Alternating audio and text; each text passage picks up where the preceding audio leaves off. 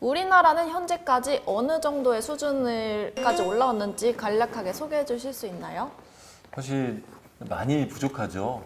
우리나라는 보통 우주를 얘기할 때 인공위성을 얘기를 하고요. 인공위성, 로켓, 그다음에 발사장 뭐 이렇게 얘기를 하는데 많이 부족한데 인공위성 분야에서는 우리나라도 이제 세계에 좀 어느 정도 정상권에 진입을 했다고 볼 수 있습니다. 인공위성은 우주에서 지상을 관측하고 그 정보를 지구에 내려보내는 역할을 이렇게 가장 큰 역할인데요. 자, 그렇게 되면 이 인공위성을 쏘아 올리는 로켓이 또 필요하죠. 이 로켓이 가장 큰 문제입니다. 우리나라는 아직 이 우리나라의 독자적인 로켓이 발사체가 없습니다. 나로우가 있지 않느냐라고 생각을 하는데 나로우는 사실은 러시아 기술이었죠. 그래서 지금 우리나라는 이 발사체, 한국형 발사체를 개발을 하고 있고요. 내년입니까?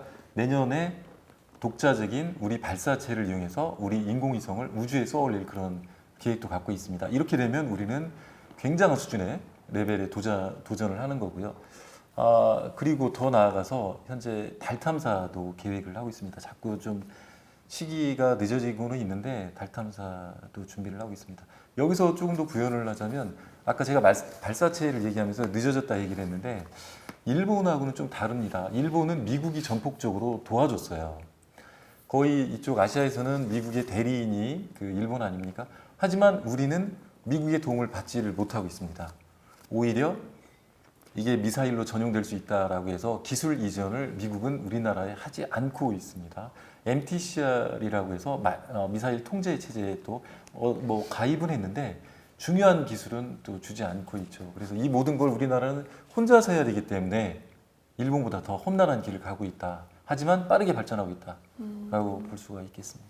사실 이제 인간이 닐 암스트롱이 달에 착륙했을 때가 1969년이었지 않습니까? 그런데 우리나라의 유일한 우주개발 전문 기관이 한국항공우주연구원입니다. 한국항공우주연구원이 설립된 때가 1989년이에요.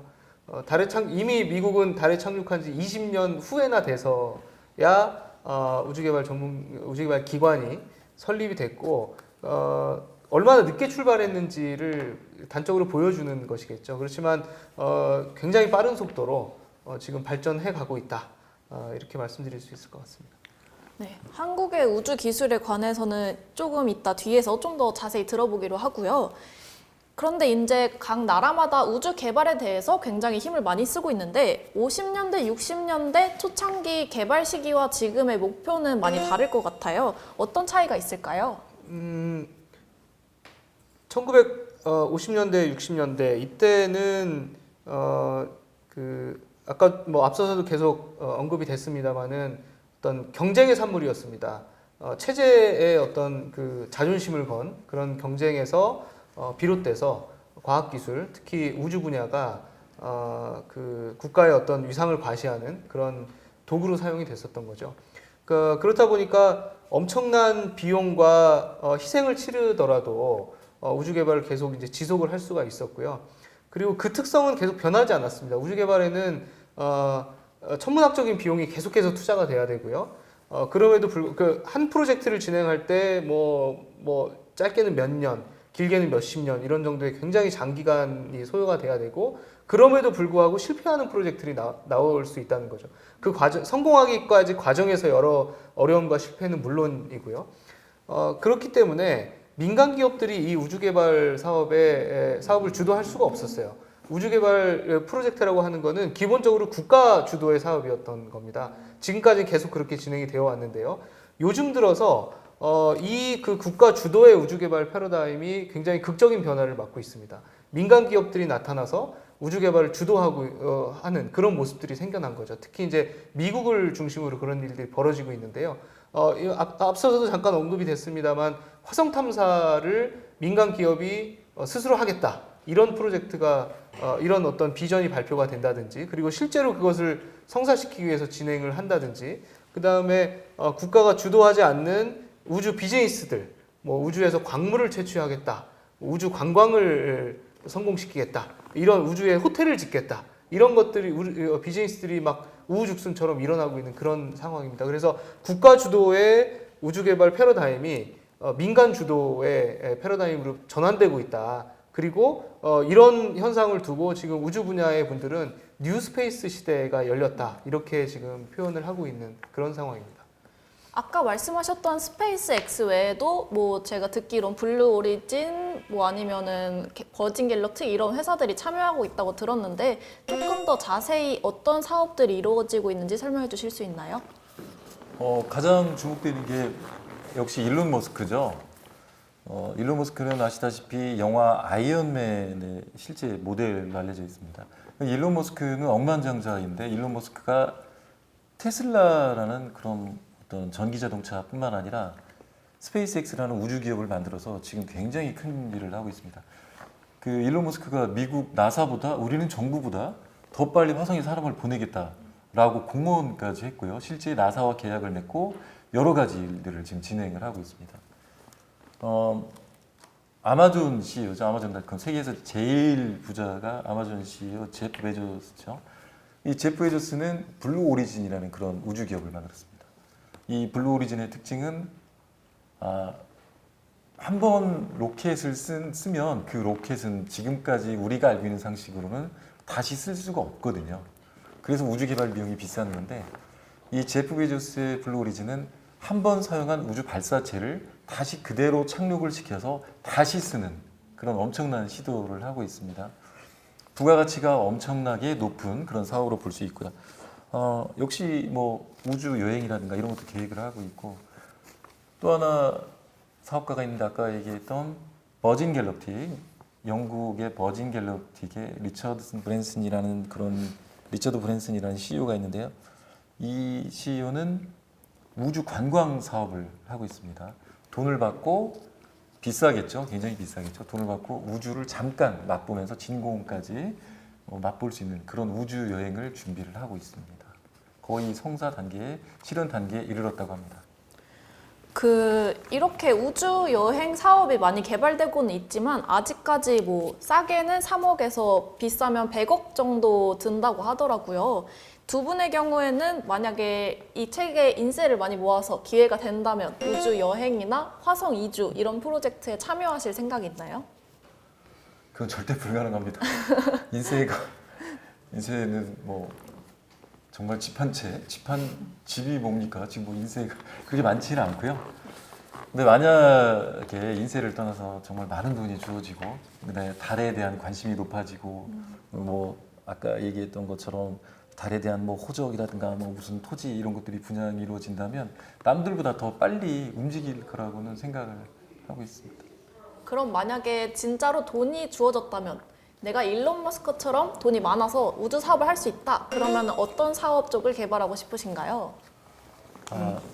저 같은 경우는 그 우주에 이게 뭐 과학자들 사이에서 구상이 됐던 것들인데요. 엘리베이터를 놓고 싶어요. 엘리베이터. 그래서 우주 정거장까지 엘리베이터로 한 번에 연결을 한다든지 아니면 우주 정거장 같은 거대한 구조물을 우주에 세팅을 한 다음에 엘리베이터를 타고 쉽게 오르락 내리락 할 수 있는 거죠. 우주선을 개발하는 건 너무 힘든 문제고 한 번 갔다 오면 그 우주선을 또 다시 사용하기도 어렵고 하니까 오히려 이게 더 싸게 먹힐 수 있지 않을까. 그래서 우주 여행을 대중화시키는데 더 빠르지 않을까 그렇게 생각해서 만약에 돈이 있다면 엘리베이터를 한번 건설하고 싶습니다. 저는 지금 강 기자님이 우주 엘리베이터를 만드시면 그 엘리베이터를 이용할 수도 있을 것 같은데요. 그 지구에 있는 그 핵 폐기물을 우주에 보관하는 그런 사업들을 한번 해보면 어떨까 그런 생각을 합니다.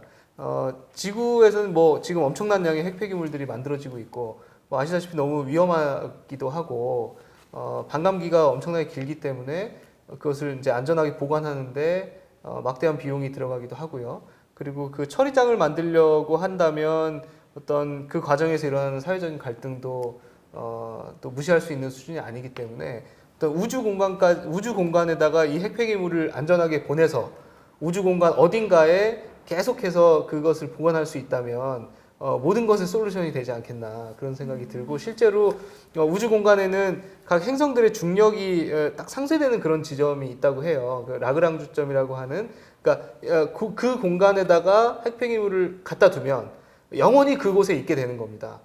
그래서 그런 공간들을 이용하고 핵폐기물을 굉장히 저렴한 비용으로 지금 아까 말씀하신 재활용 발사체들 기술이 굉장히 빠르게 발전하고 있기 때문에 저렴한 비용으로 핵폐기물을 우주로 보내서 보관하는 그런 사업을 해보면 어떨까 그런 생각을 합니다. 이야기만 들어도 굉장히 가슴이 두근두근하는 이야기인 것 같습니다. 이런 우주 산업에도 우리나라가 앞서 나가기를 바라는 우리나라 국민으로서 그런 마음이 있는데 아직 우리나라 우주 산업의 기술은 뭐 인공위성 분야는 잘 되고 있지만 아직 다른 부분에서는 좀 더 투자와 노력이 필요하다고 하셨는데 가장 먼저 우주 산업 진출에 필요한 투자가 필요한 부분이나 개발이 필요한 부분은 어떤 것이 있을까요? 저는 특정 분야에 대해서 투자가 어떤 특정 분야가 중요하다고 생각을 하지 않습니다. 결국에는 우리나라가 미국 나사처럼 미국처럼 계속 탐사선을 쏘고 위성을 쏘는 그런 위치가 지금 현재 아니잖아요. 그렇기 때문에 지금까지 우리나라 인공위성과 발사체 개발 이런 것들은 다 일회성, 단발성 이벤트였습니다. 사실 그 이소연, 우주인 이소연 탄생 같은 우주인 선발 프로그램도 단발성으로 끝났지 않습니까?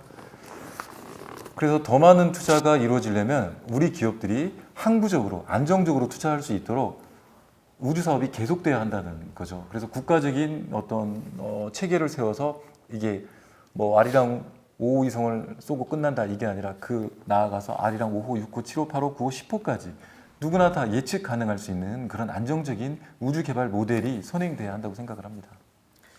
앞서서 그 뉴스페이스 시대에 대해서 말씀을 드렸는데 국가 주도에서 민간 주도로 전환되고 있다.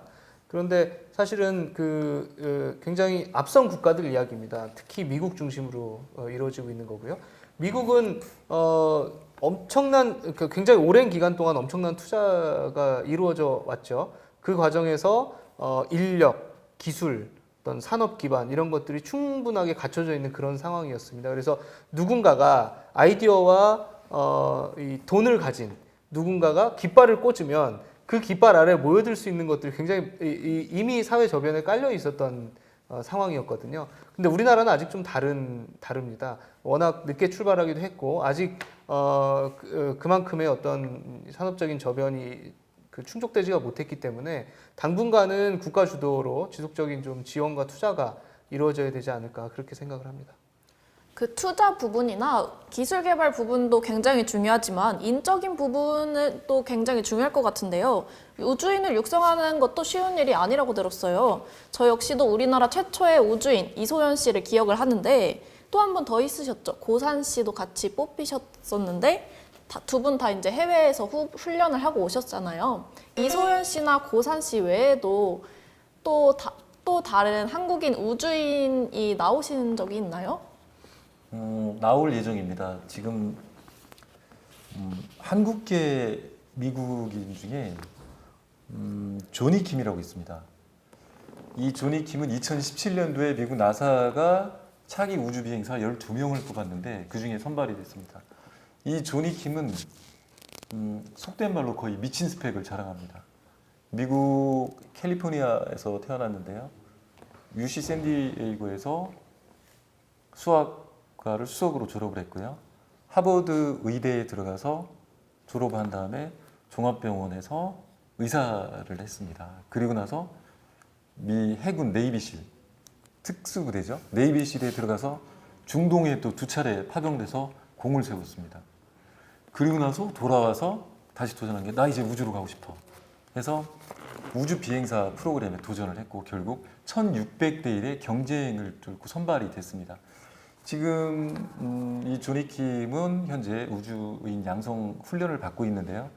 이 훈련이 끝나면 아까 얘기했던 것처럼 미국은 달에 사람을 보내는 아르테미스 지금 프로젝트를 하고 있거든요. 이 아르테미스 프로젝트에서 여기에 참가해서 차기 우주 비행사로 선발이 돼서 달에 착륙하는 것도 아마 곧 머지않아 이루어질 것으로 보입니다. 네, 그렇다면 우주인은 차근차근 준비가 되고 있는 것 같고 우주선도 개발이 필요할 것 같은데 완벽한 우주선까지는 아니더라도 인공위성 분야에서는 굉장히 발달을 해 있다고 말씀을 해주셨어요. 우리나라 인공위성이 이 개발되는 비하인드 스토리나 어떻게 진행되고 있는지 설명 좀 해주시겠어요?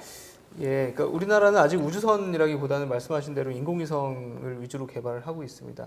근데 뭐 요즘에도 뭐 재밌는 얘기가 많습니다만은 사실 개발 초기 단계에 그때 숨은 노력들이 좀 많이 있었거든요. 그래서 우리나라가 처음 개발한 인공위성이 우리별 1호라고 하는 1990년대 초반에 발사했던 위성이 있습니다. 굉장히 뭐 한 이 정도 크기 되는 굉장히 작은 인공위성이에요. 그런데 이 인공위성을 만들 당시만 해도 아무런 기술이 없었습니다. 국내에. 그래서 당시 이제 카이스트에 그 교수로 계시던 고 최순돌 박사님께서 우리나라도 인공위성을 개발할 수 있는 인재를 양성해야 된다.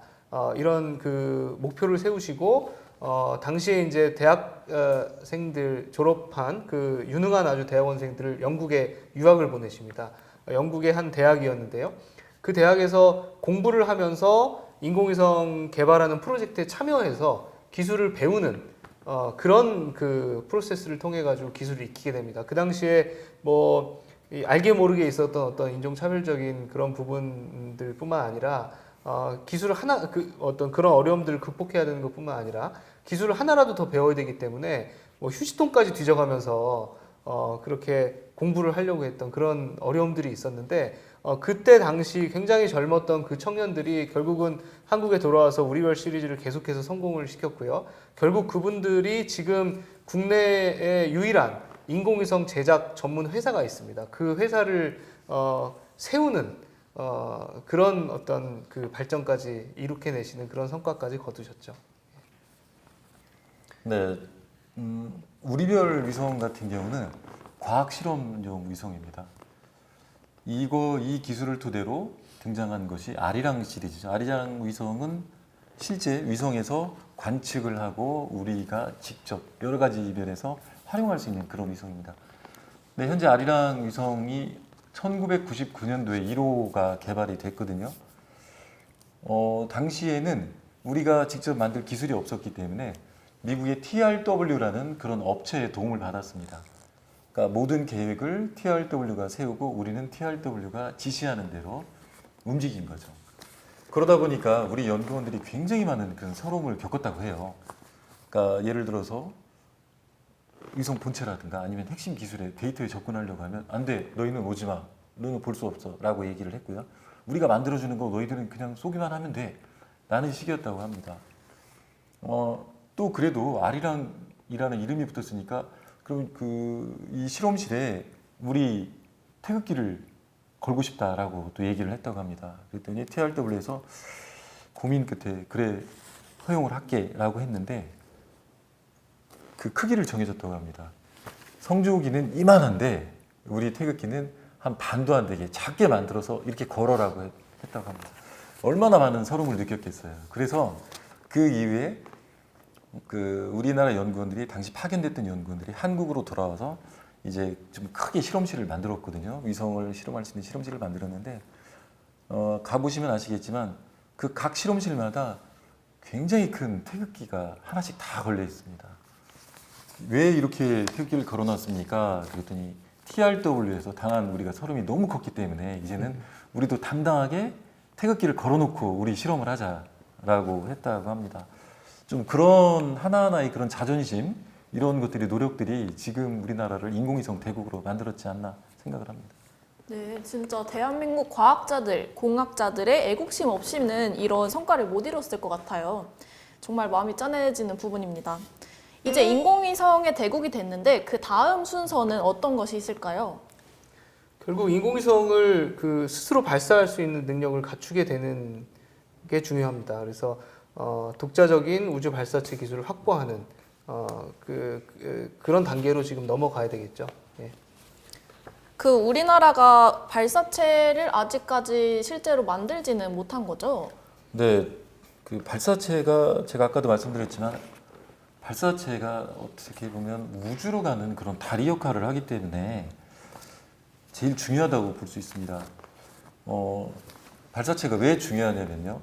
우리가 1500년대, 1600년대 대양의 시대를 얘기할 때 콜럼부스가 신대륙을 점령을 했을 때, 차지를 했을 때 유럽의 열강들은 범선이 있었습니다. 굉장히 큰 배가 있었죠. 당시에는 큰 배를 가진 크고 그다음에 많은 사람을 싣고 아주 잘 나가는 그런 배를 가진 나라가 전 세계를 그런 어떤 그 누르는 그런 힘을 가졌었죠.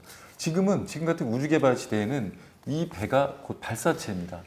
우리가 아무리 뛰어난 인공위성을 갖고 있어도 발사체가 없다면 이 인공위성을 어떻게 우주로 실어 나를까요? 마찬가지로 탐사선을 어떻게 보낼 수 있을까요? 뭐 큰 돈을 내면 일본이나 유럽이나 미국에서 쏘아줄 수 있겠죠. 하지만 당장 꼭 필요한 인공위성이라면, 그래서 일본이 이 위성을 쏘아주지 않는다면, 유럽이 쏘아주지 않는다면 뭐 전시라도 가정을 할 수 있지 않겠습니까? 그렇다면 우리가 만든 이 인공위성은 아무짝에도 쓸모가 없게 됩니다. 그래서 발사체는 반드시 우리 손으로 만든 우리 대한민국 국적의 발사체가 필요합니다. 그럼 지금 가장 연구가 활발히 이루어지는 부분은 발사체와 기존의 인공위성을 연결해서 만드는 것들이 개발이 되고 있나요? 네, 지금 그 발사체 개발이 아주 활발하게 진행이 되고 있습니다. 앞서서 이제 그 우리나라 최초 발사체, 우주 발사체라고 하는 건 나로라고 있었는데요. 그 나로는 사실 100% 온전한 우리 기술은 아니었습니다. 1단 자체를 러시아에서 들여와서 국제 협력의 형태로 개발하게 된 것이었기 때문에 그렇죠. 근데 그 이후에 이제 그 당시에는 그 엔진을 개발할 수 있는 사실은 기술이 많이 부족했습니다. 실패 위험이 너무나 컸기 때문에 국제 협력이라는 방법을 통해서 어떤 기술을 습득해 나가서 결국 독자 발사체 개발의 단계로 나아가자라고 하는 어떤 그런 개념이었거든요. 그래서 나로가 지나고 나서 한국형 발사체 지금 누리호 개발에 지금 매진을 하고 있는 그런 상황입니다. 네, 이야기를 듣다 보니까 정말 제 가슴이 다 뿌듯해지는 것 같습니다. 요즘 그 코로나 진단 방역을 통해서 너나 할 것 없이 한국인이라는 자부심이 되게 많이 가득 차게 되는데 언젠가 우주 개발로 인해서 한국인이라는 자부심을 걸 수 있는 날이 왔으면 좋겠습니다. 우리 대한민국 우주 산업의 근미래 또는 조금 더 먼 미래까지 가서 예측을 해보신다면 어떻게 될 것 같나요? 계속 말씀을 드렸지만 우리나라 우주 산업은 아직 조금 많이 부족한 상태죠. 하지만 장점이 있습니다. 우리는 전 세계를 선도하는 IT 기술을 또 갖고 있죠. 굉장히 정밀하게 기계를 제어할 수 있는 그런 기술을 갖고 있습니다. 그리고 중공업 분야도 거의 세계 톱 클래스죠. 뭐 현대중공업이라든가 그런 중공업 기술도 갖고 있습니다. 그리고 국민들의 연구원들의 역량도 뛰어납니다. 이번 코로나에서 봤듯이 필요할 때 우리 민족은 꼭 등장을 하죠. 짠하고 등장을 합니다. 그래서 정부에서 제대로 된 그런 우주 개발 체계를 세우고 기업들이 안정적으로 항구적으로 계속 투자할 수 있는 그런 여건이 만들어진다면 지금 당장은 일본이 부럽지만 앞으로 10년 뒤, 20년 뒤에는 일본을 능가하는 미국과 유럽 우주국과 거의 나란히 설 수 있는 그런 우주 개발 강국이 되지 않을까 이렇게 생각을 합니다. 지금 앞서 말씀드린 그 누리호 개발에 성공한다면 우리나라 우주 개발 역량은 한 단계 업그레이드되는 그런 전기를 맞이하게 될 겁니다. 누리호 자체가 굉장히 뭐 모든 것이 다 어려운 기술입니다만은 특히나 엔진 기술, 이거는 세계적으로 이 엔진 기술을 갖고 있는 나라가 몇 안 되거든요. 그 로켓 엔진이라고 하는 것이 그 연료를 로켓 자체가 싣고 가지 않습니까? 그런데 그 연료를 태우면서 그 발생되는 그 연소 가스의 온도가 한 3,500도 정도 돼요. 뭐 1,000도만 넘어가도 쇠가 다 녹아내리는 온도니까요. 뭐 어마어마한 온도라고 볼 수 있죠. 그리고 그걸 연소시키기 위해서 산소가 필요하지 않습니까? 그런데 이제 우주 공간에는 산소가 없기 때문에 로켓에다가 그 산소를 다 싣고 가야 돼요. 그래서 이거를 많이 싣기 위해서 액화시키는데 그 액체 산소의 온도는 마이너스 180도입니다. 그럼 그 작은 로켓 엔진 안에서 마이너스 180도와 3,500도의 온도가 공존하게 되죠. 그리고 그 연소하는 과정에서 발생하는 압력은 대기압의 한 60배 정도 되는 그런 압력이 발생을 하고요. 그런 그 로켓 엔진이 정말 정밀하게 움직여야 되고 그리고 굉장히 가볍고 작게 만들어져야지 좋은 효율이 나오겠죠. 그런 엔진 기술을 확보한다는 것 자체가 기술적으로 굉장히 어려운 일이고 그것을 확보하면 어떤 그 우주 개발에서의 어떤 국가적인 위상도 굉장히 발전을 하게 될 겁니다. 그것이 바로 내년도 초로 예정되어 있는 누리호의 발사 가 아마 그것을 결정짓는 그런 계기가 될 것이고요. 또 한편에서는 지금 달 탐사 사업도 진행을 하고 있습니다. 근데 이것도 우리나라가 한 번도 해보지 않은 일이기 때문에 우리나라는 아직 뭐 저궤도의 인공위성을 다른 나라 발사체를 이용해서 올리는 정도에 그쳤는데 지구 어떤 궤도를 넘어서서 다른 천체에 처음으로 가는 그런 의미가 있는 일이기 때문에 굉장히 중요한 계기가 될 것 같고요. 그 다음에 저는 그런 생각을 해봅니다. 이게 산업적인 가치라든지 이런 걸 다 떠나서 우리나라만이 도전해 볼 수 있는 그런 어떤 그 새로운 우주 프로젝트를 하나 만들어서 그거는 정말 뭐 그 어떤 경제적인 가치, 산업적인 가치 이런 걸 다 따지지 말고 정말 한번 도전해 보자. 이런 개념으로 한번 도전해 보는 그런 프로젝트도 중요하지 않을까. 그런 것이 있어야 우리 자라나는 학생들에게도 어떤 도전과 꿈과 뭐 이런 것들을 심어줄 수 있는 그런 계기가 될 수 있지 않을까. 그런 생각을 해봅니다. 네. 네, 우리나라가 왜 우주 개발에 지금보다 더 매진해야 되느냐? 단지 여기에는 우주 기술만 발전하는 게 아니라 우주 기술이 다른 산업에까지 미치는 영향이 굉장히 크기 때문입니다. 예를 들어서 우리가 잘 알고 있는 MRI 같은 케이스, 이것은 원래 우주 기술이었거든요. 그 다음에 로봇 사이버 나이프라는 그런 뭐 손 안 대는 그런 수술법 있지 않습니까? 그 다음에 뭐 마이크로웨이브, 전자레인지 이런 것들이 다 사실은 우주 정거장에 있는 우주인들을 위해서 여러 가지 궁리를 하다가 생각해낸 기술들이거든요. 이런 것들이 지금 우리 실생활에서 아주 요긴하게 쓰이지 않습니까? 이걸 바로 스핀오프라고 하는데요. 그러니까 우리나라가 엄청난 IT 기술을 갖고 있기 때문에 이를 토대로 우주 개발에 나서고 우주 개발에서 얻은 그런 기술들을 자연스럽게 산업 분야에 다른 산업 분야에 접목을 한다면 우주뿐만 아니라 우리나라 전반적인 경제에 큰 발전을 가져오지 않을까 이렇게 생각을 합니다. 네, 정말 두 분의 이야기를 듣고 보니까 실패 없이 바로 쓰는 성공기는 없는 것 같습니다. 쓰디 쓴 실패를 통해 배우고 그 아픔을 딛고 한 발짝씩 나아가 얻은 성공이기 때문에 더욱더 의미가 있고 위대하다는 생각이 듭니다. 지금의 인공위성을 통해 통신을 하는 이 모든 일상이 사실 우주의 문을 열기 위한 여러 사람들의 고귀한 희생으로부터 시작되었다는 것 잊지 말아야겠습니다. 자, 이제 마칠 시간이 다가왔는데요. 오늘 책방에 오신 소감 간단히 정리해 볼까요? 네, 저는 TJB 대전방송에서 현재 취재 기자로 일하고 있는 강진원입니다. 지금 이렇게 불러주셔서 너무 감사했고요. 오히려 제가 이렇게 과학 대중화를 모토로 삼고 있는데 이런 자리를 통해서 이렇게 얘기를 할 수 있다는 게 정말 저에게는 너무 감사한 일이라고 생각을 합니다. 오늘 아주 재미있게 촬영을 잘 했고요. 앞으로도 더 나은 스토리 그리고 사람들한테 꼭 알려주고 싶은 스토리를 책과 다큐멘터리를 통해서 더 여러분들한테 더 가까이 다가갈 수 있도록 하겠습니다. 감사합니다. 예, 저도 뭐 마찬가지로 저희 책을 소개할 수 있는 그런 기회를 주셔서 너무 감사하고 오늘 편안하게 잘 촬영을 했던 것 같습니다. 앞으로 이제 오늘 사실은 우리 책에는 과거의 이야기들이 많이 있었는데요.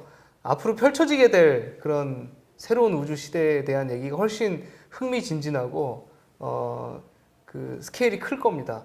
거기에 대해서 굉장히 기대를 하고 있고 우리 저희 시청자 여러분께서도 앞으로 우리나라가 펼쳐갈 그런 우주 시대 그리고 세계가 열어나갈 새로운 우주의 미래 기대해 주시고 응원해 주시면 감사하겠습니다. 네, 고맙습니다. 책의 저자를 직접 모시고 과학기술정보통신부와 한국과학창의재단이 인증한 우수과학도서를 소개하는 2020 온라인 과학축제 사이언스 책방. 지금까지 시청해주셔서 감사하고요. 책을 통해 과학을 더 가까이 즐겁게 접할 수 있는 계기가 되었으면 좋겠습니다. 저는 지금까지 과학 커뮤니케이터 김연호, 한국항공우주연구원의 노형일, TJB 대전방송 강진원 기자였습니다. 시청해주신 여러분 감사합니다. 고맙습니다.